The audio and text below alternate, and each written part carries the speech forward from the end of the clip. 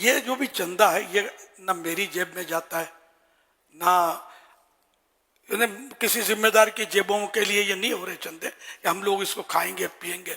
خدا نخواستہ یہ چندہ جو ہوتا ہے یہ الحمدللہ دارالفتہ اہل سنت اور دیگر علماء کی رہنمائی سے یہ سب ہم دعوت اسلامی کے جو خرچے کرتے ہیں نا ان میں ان کی رہنمائیاں شامل ہوتی ہیں اور دیگر ذمہ داران بھی اس میں مل جل کر کرتے ہیں. مالیات کا ایک پورا ایک ہمارا شعبہ ہے جس میں اچھے سمجھدار ذمہ دار اسلامی بھائی اس کام کو سنبھالے ہوئے. اب یہ ہوتا ہے کہ اب یہ چونکہ دعوت اسلامی کو بہت نعمتیں حاصل ہوئی ہیں, بہت ترقی ہوئی ہے, اور جو ان کے ذمہ داران کام کر رہے ہیں بعضوں کو بڑی عزت اور اللہ نے شہرت سے نوازا ہے. تو خدا جانے کیا بات آتی ہے.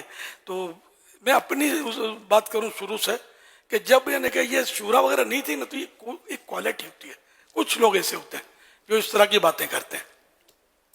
جیسے یہ الیاس تو وہاں رہتا تھا گو گلی میں, اب یہ مسالن میں کیسے آگے رہنے کے لیے بلڈنگ کیسے بنا لی. دعوت اسلامی میں بلڈنگ نہیں تھی, خیر وہ فلیٹ ہی تھا لیکن اس سے بڑا تھا. تو مکان کے پیسے آئے کہاں سے؟ اب میرے بھائی آپ کو یہ فکر سونپی کس نے؟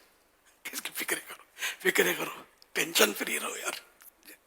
وہ یہ ہر سال حج کہاں سے کرتا ہے, پیسے کہاں سے آتے ہو نہ ہو دعوت اسلامی کا چندہ.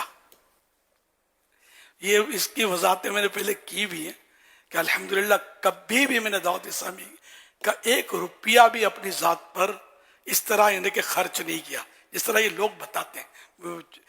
مکان بنا لیا تو یہ کر لیا وہ کر لیا, نعوذ باللہ حج کے چندے سے کرتا ہے. کبھی بھی نہیں کیا. مجھے اللہ نے عزت بخشی, یہ اس کی نعمت عطا کی ہوئی ہے, اس کا کرم ہے کہ بار ایسا ہو ایک سے زیادہ عاشقان رسول مجھے آفر کرتے ہیں کہ ہمارے پیسے سے حج کے لیے جاؤ.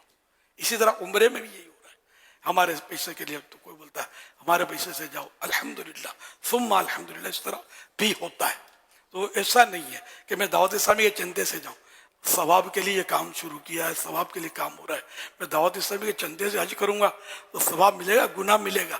اتنی تو سمجھ آتی ہے نا مجھے یار. یہ میں آپ کو نصیحت کرتا ہوں, وصیت ہے کہ میرے مرنے کے بعد بھی, کیونکہ دعوت اسلامی کی ہم نے جو ایک نظام بنا ہوا نا اس میں پیسے کھا جانے کا حساب کتاب نہیں ہو سکتا حتی الامکان. مطلب ہم نے اپنی کوششیں کی اور علماء اور سب یہ ہم کو مطلب نہیں کہ ان سے پوچھ کر ہم کر رہے ہیں.